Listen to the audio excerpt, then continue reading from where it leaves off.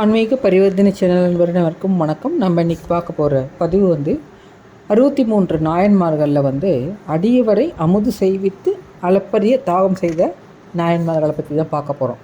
4 நாயன்மார்கள் வருகிறார்கள். அவர் யார் யாருனாக்கா இளையான்குடி மாறன் நாயனார், இடங்கழி நாயனார், சிறப்புலி நாயனார், நற்சூதர், மூர்க்க நாயனார். இவர் 4 பேரும் சிவனடியார்களுக்கு அமுது செய்வித்து அதன் மூலம் நாயன்மார்களாக வந்தவர்கள்.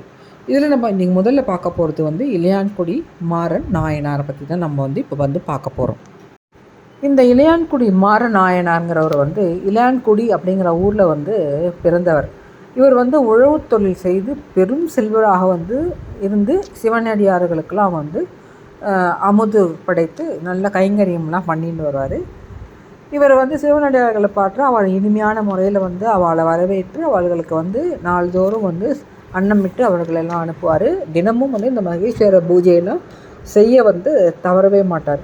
இவ்வாறு இவர் வந்துட்டே இருக்கிறப்போ சிவபெருமான் என்ன பண்ணுறாரு, இவருடைய சிறப்பை உலகுக்கு தெரியப்படுத்தணும் அப்படிங்கிறதுக்கோசரம் ஒரு திருவிளையாடல் பண்ணுறாரு. அது என்னென்னா, இந்த மாறநாயனார் அடியவர்களுக்கு திரு அமுது அளிக்கக்கூடிய அந்த பணியை விடாது செய்து வந்தார்.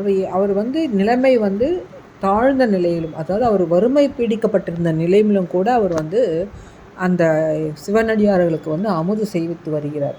அதாவது எப்படின்னாக்கா, நாளுக்கு நாள் அவருடைய செல்வம் குறைந்து போனாலும் தன்னிடம் இருக்கக்கூடிய நிலங்களையெல்லாம் விற்று, அப்புறம் இன்னும் மோசமாக போனதுக்கப்புறம் கடன் வாங்கியும் இந்த மாதிரி சிவபக்தர்களுக்கெல்லாம் உணவளிச்சுன்னு வந்துட்டுருக்கார். ஒரு நாள் ரொம்ப மழை பெஞ்சிகிட்டே இருக்குது. அப்போ எந்த சிவனடியாருமே இவர் வீட்டுக்கு வரலை. சரி, ரொம்ப இரவு நேரமானதுனால இவர் கதவை சாத்திட்டு உள்ளே போய் படுத்துக்கலான்னு போகிற சமயத்தில் வாயில் கதவை தட்டப்படுகிறது. போய் திறந்து பார்த்தா அங்கே ஒரு சிவனடியார் வந்தார்.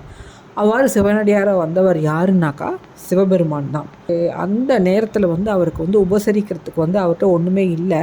இருந்தாலும் அவரை கூப்பிட்டு உக்காத்தி வச்சு அவருடைய மனைவியினுடைய சொல்படி அன்று காலை நிலத்தில் விதைத்த அந்த விதை நெல்லையெல்லாம் எடுத்துன்னு வீட்டின் பின்புறம் இருக்கின்ற கீரையெல்லாம் பறித்து கொண்டு வீட்டின் மேல் இருக்கக்கூடிய அந்த கூரையில் இருக்கக்கூடிய அந்த கட்டைகளையெல்லாம் எடுத்து அடுப்பெரித்து அவருக்கு சமைத்து அமுது படைக்கிறாராம் இந்த மாறநாயனார்.